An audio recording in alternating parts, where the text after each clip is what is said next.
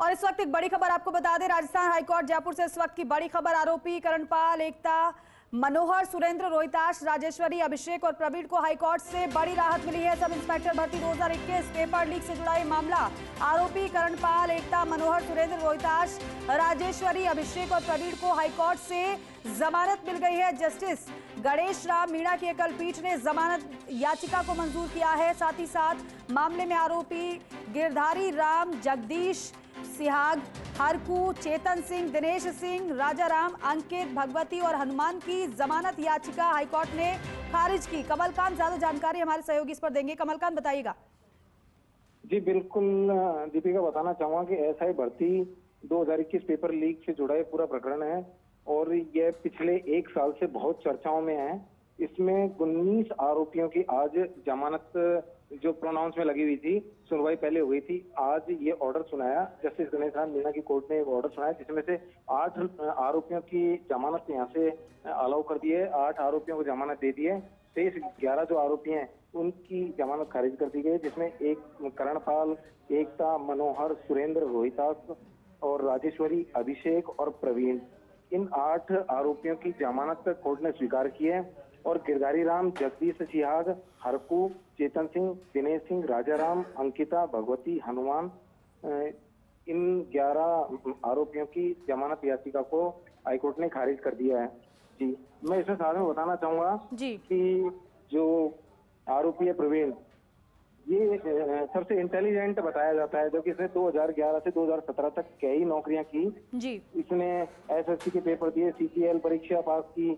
इसमें वो लगातार अकाउंटेंट, ऑडिटर, एक्साइज इंस्पेक्टर भी बना और 2017 में सीनियर ऑडिटर भी बन गया था। 2023 में इसने रिजाइन भी किया और फिर साथ में गिरोह में मिलकर एक पेपर लीक के मामले में शामिल हो गया। जी, तो इस तरीके से कहा जा सकता है कि इसमें जो इंटेलिजेंट है वो भी गिरोह में शामिल है और उनकी भी जमानत हुई है। जी कमलकांत, कुछ ऐसे जिनकी जमानत याचिका को मंजूर किया गया है लेकिन कुछ की जमानत याचिका को खारिज किया गया है, इसके पीछे का कारण भी समझाएगा, क्योंकि कोर्ट ने अगर ये आदेश दिया है तो सबूतों के, गवाहों के आधार पर दिया होगा। तो अगर जिनकी याचिका को खारिज किया गया उसके पीछे क्या टिप्पणी रही कोर्ट की, और जिनकी जमानत याचिका को मंजूर किया गया उसके पीछे का कारण?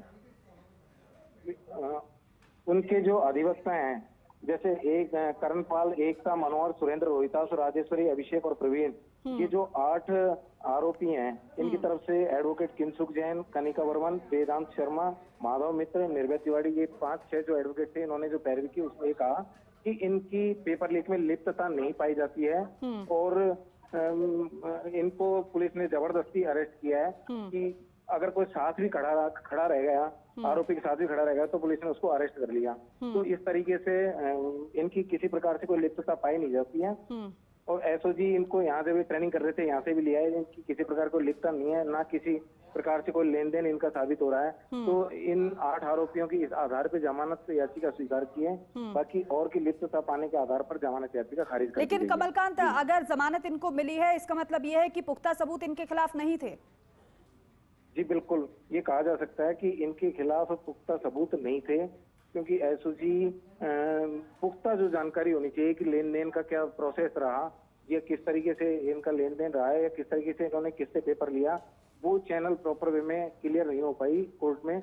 इस आधार पर कोर्ट ने इनकी जमानत याचिका को स्वीकार किया। जी कमलकांत, जिनकी जमानत याचिका मंजूर नहीं हुई है उनके लिए क्या टिप्पणी कोर्ट की रही? क्या कहा गया? क्या उनके खिलाफ सबूतों को पेश किया गया?